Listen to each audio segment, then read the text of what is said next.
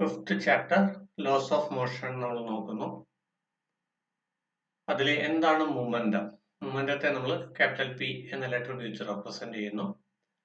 Momentum is the product of mass and velocity. മാസിന്റെയും വെലോസിറ്റിയുടെയും product എന്ന് പറഞ്ഞാൽ momentum P is equal to we can write M into V. ഇതിൽ M എന്ന് പറയുന്നത് mass ആണ്, V എന്ന് പറയുന്നത് എന്താണ്? വെലോസിറ്റി ആണ്. So momentum is the product of mass and velocity.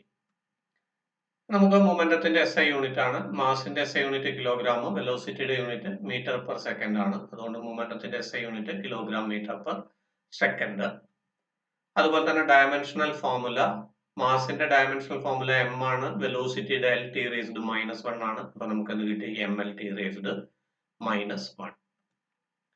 നമുക്ക് ന്യൂട്ടന്റെ സെക്കൻഡ് ലോ ഓഫ് മോഷൻ എന്താ നോക്കാം. The rate of change of momentum of a body is directly proportional to force and change in momentum is in the direction of force. അതായത് rate of change of momentum എന്തിന് proportional ആണ്? ഫോഴ്സിന് directly proportional ആണ്. അതായത് unit സമയത്തിൽ മൊമെന്റത്തിൽ ഉണ്ടാവുന്ന change ഫോഴ്സിന് directly proportional ആണ്. അതുപോലെ തന്നെ ചേഞ്ച് ഇൻ മൊമെന്റം എന്തിന്റെ ഡയറക്ഷനിലായിരിക്കും? ഫോഴ്സിന്റെ ഡയറക്ഷനിലായിരിക്കും. അപ്പൊ രണ്ട് പാർട്ടായിട്ടാണ് അത് പറയുന്നത്. ഒരിക്കൽ കൂടി പറയാം. Rate of change of momentum of a body is directly proportional to force and change in momentum is in the direction of force. ഇനി നമുക്ക് ന്യൂട്ടന്റെ സെക്കൻഡ് ലോ പ്രകാരം ഫോഴ്സിന്റെ ഡെറിവേഷൻ ആണ് നോക്കാം. ന്യൂട്ടന്റെ സെക്കൻഡ് ലോ പ്രകാരം നമുക്കറിയാം F is equal to D P by D T ആണ്. നമ്മൾ പറഞ്ഞു rate of change of momentum, അതാണ് D P by D T. അത് എന്തിന് ഈക്വൽ ആണ്? ഫോഴ്സിന് ഈക്വൽ ആണെന്ന് നമ്മൾ പറഞ്ഞു, ഡയറക്ട്ലി പ്രൊപ്പോർഷണൽ ആണെന്ന് പറഞ്ഞു. ഇനി നമുക്ക് പി എന്ന് പറഞ്ഞാൽ എന്താണ്? മൊമെന്റ് ആണ്. മൊമെന്റ് എന്ന് പറഞ്ഞാൽ എന്താ? മാസിന്റെ വെലോസിറ്റി ആണ്. അപ്പൊ നമ്മളെ എക്സ്പ്രഷൻ എന്തായിട്ട് മാറും? നമുക്ക് നോക്കിയാൽ അറിയാം. നമ്മൾ എന്താ കിട്ടുന്നത്? D is equal to D into M V by D T. ഇവിടെ പിക്ക് പകരം എം വി കൊടുത്തു. ഇതിൽ എം എന്ന് പറയുന്നത് ഒരു മാസ് ആണ്, കോൺസ്റ്റന്റ് ആണ്. നമുക്ക് പുറത്തേക്ക് എടുക്കാം. അപ്പൊ നമുക്ക് എന്ത് കിട്ടി? M into D V by D T. D V by D T എന്ന് പറഞ്ഞാൽ rate of change of velocity ആണ്. റേറ്റ് ഓഫ് ചേഞ്ച് ഓഫ് വെലോസിറ്റിനെ നമ്മൾ ആക്സിലറേഷൻ എന്ന് പറഞ്ഞിട്ടുണ്ട്. അപ്പൊ ഡി വി ബൈ ഡി ടിക്ക് പകരം നമുക്ക് എ എന്ന് കൊടുക്കാം. അപ്പൊ നമ്മൾ ഇക്വേഷൻ എന്തായി? F is equal to M A. ഇതാണ് ഫോഴ്സിന്റെ derivation from Newton second law. ഇനി നമുക്കറിയാം ഇതിന്റെ എസ് ഐ യൂണിറ്റ്, ഫോഴ്സിന്റെ എസ് ഐ യൂണിറ്റ് ന്യൂട്ടൺ ആണ്, നമ്മൾ പഠിച്ചിട്ടുണ്ട്. അതുപോലെ തന്നെ ഡയമെൻഷണൽ ഫോർമുല ഏതാണ്? M L T raised -2. Law of conservation of linear momentum എന്താ നോക്കാം. The law states that if no external force acts on the system, ഒരു സിസ്റ്റത്തിൽ എക്സ്റ്റേണൽ ഫോഴ്സ് ആക്ട് ചെയ്യുന്നില്ലെങ്കിൽ total linear momentum is a constant. അപ്പോൾ ഒരു സിസ്റ്റത്തിൽ external force act ചെയ്യുന്നില്ലെങ്കിൽ total linear momentum എന്താണ്? കോൺസ്റ്റന്റ് ആണ്. അതായത് ലീനിയർ മൊമെന്റത്തിൽ യാതൊരു മാറ്റവും വരില്ല. അതിന്റെ പ്രൂഫ് നമ്മൾ നോക്കുകയാണ്. നമുക്കറിയാം ന്യൂട്ടന്റെ സെക്കൻഡ് ലോ പ്രകാരം F is equal to D P by D T ആണ്. എഫ് 0 കൊടുത്തു കഴിഞ്ഞാൽ ഡി പി ബൈ ഡി ടിയുടെ വാല്യൂ എന്തായിരിക്കും? 0 ആണ്. D P by D T 0 എന്ന് പറഞ്ഞാൽ എന്താ അർത്ഥം? യൂണിറ്റ് സമയത്തിൽ ഡി പിക്ക് ചേഞ്ച് ഇല്ല എന്ന് പറഞ്ഞാൽ ഡി പി കോൺസ്റ്റന്റ് ആണ്. അതായത് പിന്നെ പി കോൺസ്റ്റന്റ് ആണ് എന്ന് നമുക്ക് മനസ്സിലാക്കാം. That is P is a constant. അപ്പൊ ഇതാണ് law of conservation of linear മൂവ്മെന്റും അതിന്റെ പ്രൂഫും. അടുത്ത് വരുന്ന application of law of conservation of linear momentum ആണ്. അതിൽ ആദ്യത്തത് റിക്കോയിൽ ഓഫ് ഗൺ. എന്താണ് recoil of gun? Backward motion of gun while firing. നമ്മൾ ഫയർ ചെയ്യുന്ന സമയത്ത് ഒരു ഗൺ വെച്ചിട്ട് ബുള്ളറ്റ് ഫയർ ചെയ്യുന്ന സമയത്ത് ബുള്ളറ്റ് മുന്നിലേക്ക് പോകും, ഗണ്ണ് കുറച്ച് ബാക്കിലേക്ക് മൂവ് ചെയ്യുന്നുണ്ട്. That backward motion of gun while firing is called recoil of gun. ഇനി അതിന്റെ എക്സ്പ്ലനേഷൻ നോക്കാം. Before firing bullet and gun are rest. ഫയറിംഗിന്റെ മുമ്പ് ബുള്ളറ്റും ഗണ്ണും റെസ്റ്റ് ആണ്. അതുകൊണ്ട് so total momentum before firing is 0.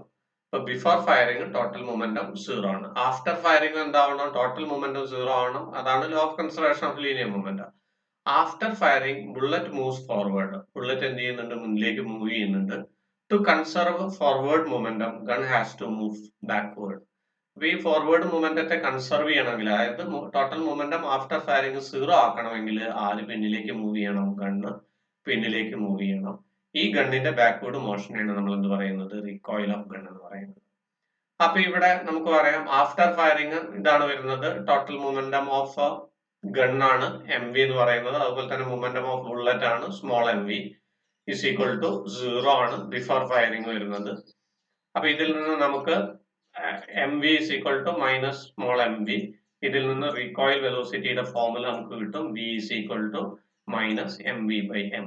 ഇതിൽ v എന്ന് പറഞ്ഞാൽ റീകോയിൽ വെലോസിറ്റി ഓഫ് ഗൺ ആണ്, സ്മോൾ എന്ന് പറഞ്ഞാൽ mass of bullet, small v എന്ന് പറഞ്ഞാൽ velocity of bullet, capital m എന്ന് പറയുന്നത് മാസ് ഓഫ് ഗൺ. ഇനി ആപ്ലിക്കേഷൻ, രണ്ടാമത്തെ ആപ്ലിക്കേഷൻ ആണ് റോക്കറ്റ് പ്രൊപ്പൽഷൻ. റോക്കറ്റ് പ്രൊപ്പൽഷനിൽ നമുക്ക് എങ്ങനെ എക്സ്പ്ലെയിൻ ചെയ്യാം? To conserve backward momentum of gas. Rocket മുന്നിലേക്ക് പോകുന്ന സമയത്ത് എന്ത് ചെയ്യുന്നുണ്ട് പറഞ്ഞാൽ ഗ്യാസ് അതിശക്തമായിട്ട് ബാക്കിലേക്ക് മൂവ് ചെയ്യുന്നുണ്ട്. അപ്പൊ അത് കൺസർവ് ചെയ്യാൻ വേണ്ടിയിട്ട് റോക്കറ്റ് മൂവ്സ് ഫോർവേഡ്. ഇങ്ങനെ നമുക്ക് റോക്കറ്റ് പ്രൊപ്പൽഷനെ എക്സ്പ്ലെയിൻ ചെയ്യാൻ സാധിക്കുന്നുണ്ട്. അടുത്ത് വരുന്നത് ഇമ്പൾസ് ആണ്. ഇമ്പൾസ് എന്ന് പറഞ്ഞാൽ large force acts for a short time. ഒരു വലിയ ഫോഴ്സ് കുറച്ച് സമയത്തേക്ക് പ്രയോഗിക്കുകയാണെങ്കിൽ അതിനെ വിളിക്കുന്ന പേരാണ് ഇമ്പൾസ്. അപ്പൊ ഉദാഹരണത്തിന് നമുക്ക് പറയാം കിക്കിംഗ് ഓഫ് ഫുട്ബോൾ കിക്ക് ചെയ്യുമ്പോൾ ഒരു വലിയ ഫോഴ്സ് കുറച്ച് സമയത്തേക്കാണ് ബോളിന്റെ മുകളിൽ നമ്മൾ പ്രയോഗിക്കുന്നത്. അതുപോലെ തന്നെ batting of cricket ball bat ചെയ്യുന്ന സമയത്തും അതെ, ആ ബാറ്റ് വെച്ചിട്ട് നമ്മൾ ബോളിന്റെ മുകളിൽ അടിക്കുന്ന ടൈം വളരെ കുറച്ചാണ്, പക്ഷെ വലിയൊരു ഫോഴ്സ് ആണ് പ്രയോഗിക്കുന്നത്. ഇമ്പൾസ് കാണാനുള്ള ഫോർമുല നമുക്കറിയാം. Impulse is equal to force into time of impact. അതായത് ഫോഴ്സ് ഇൻടു ടൈം ആണ് ഇമ്പൾസ് എന്ന് പറയുന്നത്. ഇനി എന്താണ് impulse momentum principle? Impulse is equal to change in momentum. എന്തിന് ഈക്വൽ ആണ് ഇമ്പൾസ്? ചേഞ്ച് ഇൻ മൊമെന്റത്തിന് ഈക്വൽ ആണ്. ഇവിടെ ഇമ്പൾസ് കാണാനുള്ള ഫോർമുല നമുക്കറിയാം, ഫോഴ്സ് ഇൻടു ടൈം ആണ്. എഫ് ഇൻടു ഡി ടി എന്ന് കൊടുക്കാം. ഡി ടി ടൈം ഇന്റർവെൽ എന്നുള്ളതുകൊണ്ട് ഡി ടി എന്ന് കൊടുത്തു മാത്രം, ടി കൊടുത്താലും കുഴപ്പമില്ല. എഫ് ഇസ് ഈക്വൽ ടു നമുക്കറിയാം D P by D T ആണ്. നമ്മൾ തൊട്ട് മുന്നേ പഠിച്ചതാണ് സെക്കൻഡ് ലോ പ്രകാരം. അപ്പൊ എഫിന് പകരം നമ്മൾ D P by D T കൊടുക്കുന്നു ഇൻടു ഡി ടി. ഈ ഡി ടി കട്ട് ചെയ്തു, നമുക്കത് കിട്ടി ഡി പി എന്ന് കിട്ടി. ഡി പി എന്ന് പറഞ്ഞാൽ എന്താണ്? ചേഞ്ച് ഇൻ മൂവ്മെന്റ് ആണ്. അപ്പൊ നമ്മൾ എന്ത് പ്രൂവ് ചെയ്തു? Impulse is equal to change in movement എന്ന് പ്രൂവ് ചെയ്തു. അതായത് ഇമ്പൾസ് മൂവ്മെന്റ് പ്രിൻസിപ്പിൾ നമ്മൾ പ്രൂവ് ചെയ്തു. അടുത്തത് എന്താണ് ഫ്രിക്ഷൻ? ഫ്രിക്ഷൻ എന്ന് പറഞ്ഞാൽ നമ്മൾ പഠിച്ചിട്ടുണ്ട് ഘർഷണം. ഫ്രിക്ഷൻ എന്ന് പറഞ്ഞാൽ it is the force of opposition when there is A relative motion between two bodies. രണ്ട് ബോഡീസ് ഒന്ന് മറ്റൊന്നിന്റെ മുകളിലൂടെ മൂവ് ചെയ്യുന്ന സമയത്ത് എന്ത് ചെയ്യുന്നുണ്ട്? ആ മൂവ്മെന്റിന്റെ എതിർത്തുകൊണ്ട് ഒരു ഫോഴ്സ് ഉണ്ടാവുന്നുണ്ട്. ആ ഫോഴ്സിനെയാണ് നമ്മൾ എന്ന് പറയുന്നത് ഫ്രിക്ഷൻ. അപ്പൊ ഫ്രിക്ഷൻ എന്ന് പറയുന്നത് എങ്ങനത്തെ ഫോഴ്സ് ആണ്? ഒപ്പോസിംഗ് ഫോഴ്സ് ആണ്, എതിർക്കുന്ന ഫോഴ്സ് ആണ്. Force of opposition when there is A relative motion between two bodies. ഇനി ഡിഫറെന്റ് ടൈപ്സ് ഓഫ് ഫ്രിക്ഷൻ ആണ്. അതിൽ ഫസ്റ്റ് ആണ് നമ്മൾ പഠിക്കുന്നത് static friction. Friction before the body starts. ഒരു ബോഡി സ്റ്റാർട്ട് ചെയ്യുന്നതിന് മുമ്പ് ഉണ്ടാവുന്ന ഫ്രിക്ഷനെയാണ് സ്റ്റാറ്റിക് ഫ്രിക്ഷൻ എന്ന് പറയുന്നത്. അടുത്തത് ലിമിറ്റിംഗ് ഫ്രിക്ഷൻ. ലിമിറ്റിംഗ് ഫ്രിക്ഷൻ എന്ന് പറഞ്ഞാൽ maximum value of static friction. Static ഫ്രിക്ഷന്റെ മാക്സിമം വാല്യൂനെ വിളിക്കുന്ന പേരാണ് ലിമിറ്റിംഗ് ഫ്രിക്ഷൻ. പിന്നെ kinetic friction. Friction when the body moves. ഒരു വസ്തു മൂവ് ചെയ്ത് കഴിഞ്ഞാൽ ഉണ്ടാവുന്ന ഫ്രിക്ഷനാണ് കൈനറ്റിക് ഫ്രിക്ഷൻ. അതുപോലെ തന്നെ sliding friction. Friction when the body slides. ഒരു ബോഡി സ്ലൈഡ് ചെയ്യുന്ന സമയത്ത് ഉണ്ടാവുന്ന ഫ്രിക്ഷൻ ആണ് സ്ലൈഡിംഗ് ഫ്രിക്ഷൻ. പിന്നെ റോളിംഗ് ഫ്രിക്ഷൻ. റോളിംഗ് ഫ്രിക്ഷൻ എന്ന് പറയുമ്പോൾ friction when the body rolls. ഒരു ബോഡി റോൾ ചെയ്യുന്ന സമയത്ത് ഉണ്ടാവുന്ന ഫ്രിക്ഷൻ ആണ്. ഇനി ഇതിൽ ഏറ്റവും ചെറുതെന്ന് പറയുന്നത് റോളിംഗ് ഫ്രിക്ഷൻ ആണ്. Rolling friction is less than sliding friction, is less than limiting friction. അപ്പൊ ഈ മൂന്നെണ്ണത്തിൽ ഏറ്റവും കുറവ് റോളിംഗ് ഫ്രിക്ഷൻ ആണ്, പിന്നെ കൂടുതൽ സ്ലൈഡിംഗ് ഫ്രിക്ഷൻ ആണ്, പിന്നെ ലിമിറ്റിംഗ് ഫ്രിക്ഷൻ ആണ്. ലിമിറ്റിംഗ് ഫ്രിക്ഷന്റെ മാക്സിമം വാല്യൂ ആണ് സ്റ്റാറ്റിക് ഫ്രിക്ഷന്റെ മാക്സിമം വാല്യൂവിനെയാണ് നമ്മൾ പറയുന്നത് ലിമിറ്റിംഗ് ഫ്രിക്ഷൻ എന്ന് പറയുന്നത്. ഇനി ലോസ് ഓഫ് സ്റ്റാറ്റിക് ഫ്രിക്ഷൻ എന്താന്ന് നോക്കാം. Limiting friction is independent of area of surfaces in contact. But limiting friction എന്തിന് ഇൻഡിപെൻഡന്റ് ആണ്? ഏരിയ ഓഫ് സർഫസസ് ഇൻ കോണ്ടാക്ടിന് ഇൻഡിപെൻഡന്റ് ആണ്. അതിനെയാണ് ഫസ്റ്റ് ലോ ആയിട്ട് പറയുന്നത്. സെക്കൻഡ് ലോ ആണ് F S proportional to R. F S എന്ന് പറഞ്ഞാൽ സ്റ്റാറ്റിക് ഫ്രിക്ഷനെയാണ് എഫ് എസ് എന്ന് പറയുന്നത്. ആർ എന്ന് പറയുന്നത് നോർമൽ റിയാക്ഷൻ ആണ്. അപ്പൊ സ്റ്റാറ്റിക് ഫ്രിക്ഷൻ എന്തിന് പ്രൊപ്പോർഷണൽ ആണ്? നോർമൽ റിയാക്ഷന് പ്രൊപ്പോർഷണൽ ആണ്. Or we can write Fs is equal to mu s into r. Fs is equal to mu s into r. ഇതിൽ mu s നെ വിളിക്കുന്ന പേര് കോയിഫിഷ്യന്റ് ഓഫ് സ്റ്റാറ്റിക് ഫ്രിക്ഷൻ ആണ്. ഇനി loss of kinetic friction. അതിൽ പറയുന്നത് kinetic friction is less than static friction. Kinetic friction static ഫ്രിക്ഷനേക്കാൾ കുറവാണ്. രണ്ടാമത്തത് kinetic friction independent of area of surfaces in contact. നേരത്തെ ഇൻഡിപെൻഡന്റ് ആയിരുന്നു, ഇവിടെ അതെ kinetic friction independent of area of surfaces in contact.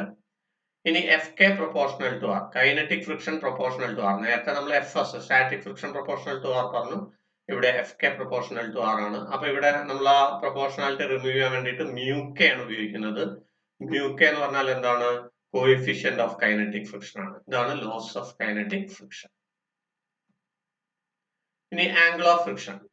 Angle of ഫ്രിക്ഷനിൽ നമ്മളൊരു figure consider ചെയ്യുന്നു. ഒരു ചെരിവ് തലത്തിൽ എന്ത് ചെയ്യുന്നു പറഞ്ഞാൽ ഒരു ബോഡി ഇരിക്കുകയാണ്. അപ്പൊ ബോഡിയുടെ വെയിറ്റ് നേരെ താഴത്തേക്കായിരിക്കും. അതുപോലെ തന്നെ നോർമൽ റിയാക്ഷൻ എന്ന് പറയുന്നത് ചെരിഞ്ഞിരിക്കുന്ന ബോഡിയുടെ നേരത ഇങ്ങോട്ടാണ് വരുന്നത്, പെർപെൻഡിക്കുലർ ആയിട്ടാണ്. അതാണ് ഇവിടെ അടയാളപ്പെടുത്തിയിട്ടുള്ള നോർമൽ റിയാക്ഷൻ. അതുപോലെ തന്നെ ഈ എം ജിനെ നമ്മൾ രണ്ട് കമ്പോണൻസ് ആയിട്ട് സ്പ്ലിറ്റ് ചെയ്യും. ഒന്ന് എം ജി കോസ് തീറ്റയും അതുപോലെ തന്നെ എം ജി സൈൻ തീറ്റയും. ഇതിങ്ങോട്ട് താഴത്തേക്ക് വരുന്നതിനെ എതിർക്കുന്നത് ഇങ്ങോട്ട് മുകളിലേക്കുള്ള ഫ്രിക്ഷൻ ആണ്. അപ്പൊ എഫ് എസ് ഇവിടെ നമ്മൾ അടയാളപ്പെടുത്തിയിട്ടുണ്ട്. അപ്പൊ ഇതൊരു ഇക്വിലിബ്രിയം പൊസിഷനിലാണ്. ഇക്വിലിബ്രിയം പൊസിഷനിൽ എന്തായിരിക്കും എന്ന് പറഞ്ഞാൽ ഈ എം ജി സൈൻ തീറ്റ എന്തിന് ഈക്വൽ ആയിരിക്കും? എഫ് എസിന് ഈക്വൽ ആയിരിക്കും. അതുപോലെ തന്നെ എം ജി കോസ് തീറ്റ എന്തിന് ഈക്വൽ ആയിരിക്കും? ആറിന് ഈക്വൽ ആയിരിക്കും. അപ്പോ ഇവിടെ നമ്മൾ ഡെഫിനിഷൻ പറയാൻ പോവാണ്. Angle of friction is that angle whose tangent is coefficient of static friction. Angle of friction എന്ന് പറയുന്ന ആംഗിളിന്റെ ടാൻജന്റ് എന്ന് പറയുന്നത് എന്തിന് ഈക്വൽ ആയിരിക്കും? Coefficient of static friction equal ആയിരിക്കും. അപ്പൊ എക്സ്പ്ലെയിൻ ചെയ്യുമ്പോൾ മനസ്സിലാവും. അപ്പൊ ഇവിടെ നമ്മൾ പറഞ്ഞു എം ജി സൈൻ തീറ്റ എന്തിന് ഈക്വൽ ആണ്? എഫ് എസ് ഈക്വൽ ആണ്. അതുപോലെ തന്നെ എം ജി കോസ് തീറ്റ നമുക്ക് എന്തിന് ഈക്വൽ ആണ്? ആറിന് ഈക്വൽ ആണ്. രണ്ടും തമ്മിൽ ഡിവൈഡ് ചെയ്യുക. ഡിവൈഡ് ചെയ്യുന്ന സമയത്ത് നമുക്ക് നോക്കാം എം ജി കട്ട് ചെയ്യുന്ന വരും. Sine theta by cos theta എന്ന് പറഞ്ഞാൽ നമുക്ക് ടാൻ തീറ്റയാണ് കിട്ടുന്നത്. അതുപോലെ തന്നെ ഇവിടെ എഫ് എസ് ബൈ ആർ എന്ന് പറഞ്ഞാൽ മ്യൂ എസ് ആണ് നമുക്ക് കിട്ടുക. കാരണം നമ്മൾ പഠിച്ചിട്ടുണ്ടായിരുന്നു F S is equal to mu S into R എന്നുള്ളത് പഠിച്ചിട്ടുണ്ടായിരുന്നു. അപ്പൊ ഇവിടെ നോക്കിക്കഴിഞ്ഞാൽ നമുക്കറിയാം F S by R is equal to mu S ആണ്. അതുപോലെ തന്നെ എം ജി കട്ട് ചെയ്തു. Sine theta by cos theta നമുക്കറിയാം ടാൻ തീറ്റയാണ്. അപ്പൊ നമുക്കത് കിട്ടി tan theta is equal to mu S. ഇതാണ് definition. The angle of friction is that angle എന്ന് പറഞ്ഞാൽ ഈ ആംഗിൾ തീറ്റയാണ്. എപ്പോ whose tangent is coefficient of static friction. അതായത് ഈ ആംഗിളിന്റെ ടാൻജന്റ് എന്തിന് ഈക്വൽ ആണ്? Coefficient of static friction equal ആണ്. ഇനി അഡ്വാൻറ്റേജ് ഓഫ് ഫ്രിക്ഷൻ. എന്തൊക്കെയാണ് ഫ്രിക്ഷന്റെ ഗുണങ്ങൾ നോക്കാം. We can able to walk. നമുക്ക് നടക്കാൻ സഹായിക്കുന്നത് താഴെ ഗ്രിപ്പ് ഉണ്ടാവുന്നതുകൊണ്ടാണ്, അല്ലെങ്കിൽ വഴിക്ക് വീഴാനുള്ള സാധ്യത ഉണ്ട്. അപ്പൊ ഫ്രിക്ഷൻ കാരണം നമുക്ക് നടക്കാൻ സാധിക്കുന്നുണ്ട്.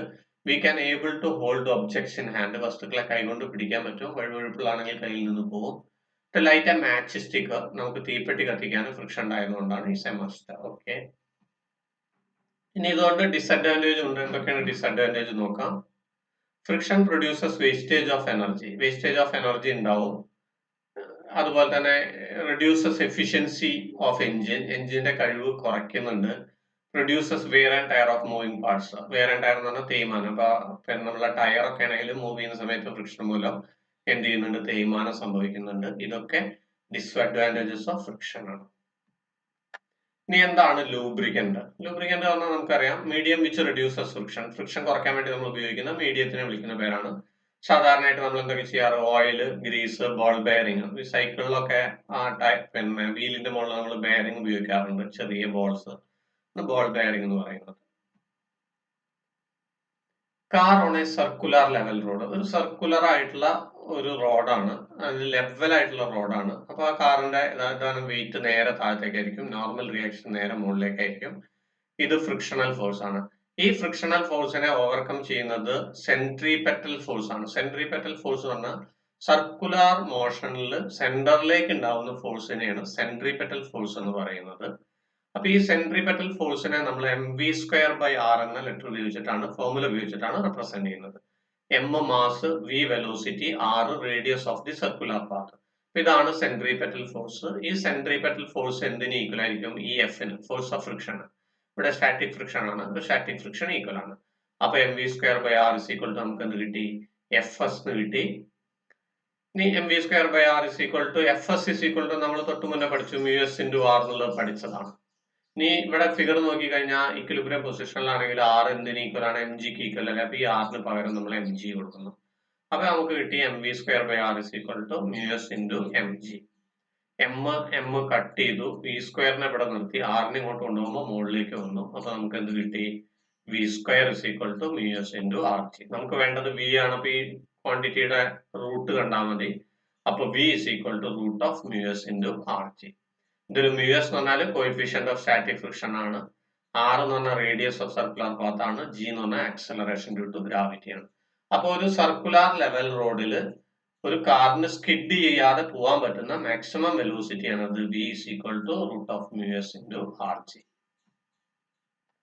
അടുത്ത നോക്കുക, expression for maximum speed in a curved road. ഒരു കർവ്ഡ് റോഡിൽ നമ്മൾ എന്ത് ചെയ്യുന്ന പറഞ്ഞാല് എത്ര സ്പീഡിലാണ് നമുക്ക് പോകാൻ പറ്റുന്നു എന്നുള്ളത്. ആ കർവ്ഡ് റോഡിൽ നമ്മൾ പോകുമ്പോൾ പിന്നെ എന്ത് ചെയ്യുന്നു പറഞ്ഞാൽ നമുക്കറിയാം ഒരു കർവ്ഡ് റോഡിൽ എന്ത് ചെയ്യുന്ന പറഞ്ഞാൽ ഔട്ടർ പാർട്ട് കുറച്ച് ഉയർത്തിയിട്ടുണ്ടാവും. ആ ഉയർത്തുന്നതിനെ നമ്മൾ വിളിക്കുന്ന പേരാണ് ബാങ്കിങ് ഓഫ് റോഡ്സ്. അപ്പൊ ബാങ്കിങ് ഓഫ് റോഡ്സ് പറഞ്ഞാൽ ടു അവോയ്ഡ് സ്കിഡിങ് ഒഴിവാക്കാൻ വേണ്ടിയിട്ട് in curved roads the outer part is little raised. Curved റോഡിൽ സ്കിഡിങ് ഒഴിവാക്കാൻ വേണ്ടിയിട്ട് ഔട്ടർ പാർട്ട് കുറച്ച് ഉയർത്തിയിട്ടുണ്ടായിരിക്കും. അതിനെ നമ്മൾ വിളിക്കുന്ന പേരാണ് ബാങ്കിങ് ഓഫ് റോഡ്. ആ ബാങ്കിങ് ഓഫ് റോഡിൽ നമുക്ക് എങ്ങനെ സേഫ് സ്പീഡിൽ പോകാൻ പറ്റുന്നത് നമ്മൾ നോക്കുകയാണ്. ഒരു ബാങ്ക്ഡ് റോഡ് നമ്മൾ കൺസിഡർ ചെയ്യാണ്, കർവ്ഡ് റോഡാണ്. ഇപ്പൊ ഇവിടെ നിങ്ങൾ നോക്കിക്കഴിഞ്ഞാൽ നമുക്കറിയാം ഇവിടെ വെയിറ്റ് നേരെ താഴെ mg ആണ്. അതുപോലെ തന്നെ നോർമൽ റിയാക്ഷൻ r ആണ്. ഈ r-നെ ഇവിടെ രണ്ട് കമ്പോണന്റ് ആയിട്ട് സ്പ്ലിറ്റ് ചെയ്തു, r cos തീറ്റയും അതുപോലെ തന്നെ r sin തീറ്റയും. അതുപോലെ തന്നെ ഇവിടെ ഫ്രിക്ഷൻ എന്താ വരുന്നത്, fs-ന്റെ വാല്യൂ ആണ് ഇവിടെ വരുന്നത്. ഈ fs നമ്മൾ രണ്ട് കമ്പോണന്റ്സ് ആയിട്ട് സ്പ്ലിറ്റ് ചെയ്യുന്നു, fs cos തീറ്റയും അതുപോലെ തന്നെ fs sin തീറ്റയും. അപ്പൊ ഇവിടെ r sin theta plus fs cos തീറ്റ വരും. ഇവിടെ ആണെങ്കിൽ mg പ്ലസ് fs cos തീറ്റ. ഇത് ഇക്വിലിബ്രിയം പൊസിഷനിലാണെങ്കിൽ ഈ r cos തീറ്റ ഇതിന് ഈക്വൽ ആയിരിക്കും. അതുപോലെ തന്നെ ഈ r sin theta plus fs cos തീറ്റ ആയിരിക്കും സെൻട്രിപെറ്റൽ ഫോഴ്സ് പ്രൊവൈഡ് ചെയ്യുന്നത്. അപ്പൊ നമുക്ക് നോക്കാം, ഈ r sin theta plus fs cos തീറ്റ സെൻട്രിപെറ്റൽ ഫോഴ്സിന് ഈക്വൽ ആണ് mv²r. രണ്ടാമത്തെ കേസിൽ r cos തീറ്റ എന്തിന് ഈക്വൽ ആയിരിക്കും, mg പ്ലസ് fs sin തീറ്റയ്ക്ക് ഈക്വൽ ആയിരിക്കും. അത് നമ്മൾ ഇവിടെ എഴുതുന്നു, r cos theta is equal to mg plus fs sin theta. ഈ fs sin തീറ്റനെ നമ്മൾ സമത്തിന്റെ പുറത്തേക്ക് കൊണ്ടുപോകുമ്പോൾ നമുക്ക് മൈനസ് fs sin തീറ്റ ആവും. അപ്പൊ നമ്മൾ ഇക്വേഷൻ ആയിട്ട് മാറി r cos theta minus fs sin theta is equal to mg. ഇതിനെ തമ്മിൽ നമ്മൾ ഡിവൈഡ് ചെയ്യുന്ന സമയത്ത് നമുക്ക് r sin theta plus fs cos theta divided by r cos theta minus fs sin theta is equal to, ഇവിടെ m cut ചെയ്ത് പോകും, പിന്നെ വരുന്ന ഏതാണ് v²/rg. അടുത്ത കേസിൽ നമ്മൾ എന്ത് ചെയ്യുന്നു പറഞ്ഞാൽ ഇവിടെ ന്യൂമറേറ്ററിലും ഡിനോമിനേറ്ററിലും ലെഫ്റ്റ് സൈഡിൽ r cos തീറ്റ ആയിട്ട് ഡിവൈഡ് ചെയ്യും. അപ്പൊ ഓരോ ടേമിനെയും നമ്മൾ r cos തീറ്റ ആയിട്ട് ഡിവൈഡ് ചെയ്യാണ്. അപ്പൊ r sin തീറ്റനെ r cos തീറ്റ ആയിട്ട് ഡിവൈഡ് ചെയ്തു, fs cos തീറ്റനെ r cos തീറ്റ ആയിട്ട് ഡിവൈഡ് ചെയ്തു, r cos തീറ്റനെ r cos തീറ്റ ആയിട്ട് ഡിവൈഡ് ചെയ്തു, fs sin തീറ്റനെ r cos തീറ്റ ആയിട്ട് ഡിവൈഡ് ചെയ്തു. ഇവിടെ നമ്മളൊന്നും ചെയ്യുന്നില്ല, അത് ഇതുപോലെ നമ്മളൊന്നുമില്ല തന്നെ ചെയ്യുന്നത്. അപ്പൊ നമ്മൾ നോക്കാം, ഇവിടെ എല്ലാം r കട്ട് ചെയ്യും. Sine theta by cos theta എന്ന് പറയുന്നത് നമുക്കറിയാം ടാൻ തീറ്റ ആണ്. അപ്പൊ ഇവിടെ sine theta by cos theta tan theta എഴുതി. ഇവിടെ നോക്കുക, fs/r എന്ന് പറഞ്ഞാൽ മ്യൂഎസിന് ഈക്വൽ ആണ്. അപ്പൊ fs/r-ന് പകരം നമ്മൾ ഇവിടെ എന്ത് കൊടുത്തു, മ്യൂഎസ് കൊടുത്തു. കോസ് തീറ്റ അവിടെ കട്ട് ചെയ്തു. ഇനി r cos തീറ്റ കട്ട് ചെയ്ത് അവിടെ 1 ആണ് ബാലൻസ് ഉള്ളത്. അപ്പൊ 1 നമ്മൾ എഴുതി, മൈനസ് fs/r എന്ന് പറഞ്ഞാൽ വീണ്ടും എന്ത് വന്നു, മ്യൂഎസ് വന്നു, മ്യൂഎസ് എഴുതി. Sine theta by cos theta ഏതാ വന്നത്, tan theta is equal to v²/rg. നമുക്ക് v² ആണ് വേണ്ടത്. അപ്പൊ rg നേരെ ഇങ്ങോട്ട് പോരും, മുകളിലേക്ക് വരും. അതുപോലെ തന്നെ v ആണെങ്കിൽ അതിന്റെ റൂട്ട് ആണ് എടുക്കേണ്ടത്. അപ്പൊ നമുക്ക് കിട്ടുന്നത് ഇതാണ്, v is equal to root of എന്ത് വന്നു, rg into tan theta plus mu S divided by 1 minus mu S tan theta. അപ്പൊ ഇവിടെ നിങ്ങൾ നോക്കിക്കോളൂ, നമുക്ക് ഇതാണ് ഈ പിന്നെ മാക്സിമം സ്പീഡിൽ പോകാൻ പറ്റുന്നത്. നമുക്ക് ഡീറ്റെയിൽ ആയിട്ട് പറയാം. Maximum safe speed on A banked road is, ഇപ്പൊ നമ്മൾ കണ്ട ഡെറിവേഷൻ ആണ്, v is equal to rg into tan theta plus µs divided by 1 minus µs tan theta. ഇവിടെ നമ്മൾ നോക്കുക, ഈ ഫ്രിക്ഷൻ ഈസ് ആബ്സെന്റ്, ഫ്രിക്ഷൻ ഇല്ല വിചാരിക്കുക. അങ്ങനെയാണെങ്കിൽ മ്യൂഎസ് കോഎഫിഷ്യന്റ് ഓഫ് സ്റ്റാറ്റിക് ഫ്രിക്ഷൻ 0 ആവും. അപ്പൊ ഈ ടേം 0 ആവും, ഈ ടേമും 0 ആവും. അപ്പൊ പിന്നെ ബാക്കിയുള്ളത് നമുക്ക് ഏതാണ്, ഈ rg tan theta മാത്രമല്ലേ ബാക്കി ഉണ്ടാവുള്ളൂ. അപ്പൊ നമ്മളെ ഇക്വേഷൻ എന്തായിട്ട് മാറി, ഒപ്റ്റിമം സ്പീഡിലെ equation v is equal to root of rg tan theta.